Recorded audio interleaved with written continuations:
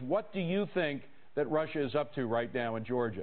Well, I think this is the first step possibly in Putin's effort to recreate the Soviet Union. You know, he called the collapse of the Soviet Union the greatest geopolitical catastrophe of the 20th century. And frankly, that's one reason I'm disturbed at the administration's kind of laid-back response, because as important as Georgia is, if this is simply a part of a bigger picture, there's a lot more at stake. Russians are advancing. There's nothing that will stop them. We're not going to go to war over Georgia. We were unprepared, and the Georgians were unprepared. The question is, what can we do? The battle will end when the Russians achieve whatever is their objective. Obviously, it starts with the taking over of South Ossetia and Abkhazia, which has already happened.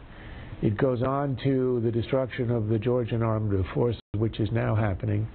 And the third will probably be the replacement of the elected government, which is pro-Western, with a puppet government, which will probably follow in the next week or two. There's nothing that we can do now short of a military attack that would reverse that, but what we can do is to put sanctions on the Russians, which might induce them over time to undo a few of these steps. And the first would be immediately to declare that we are going to protect Ukraine, which is the next step. Ukraine is the big prize here.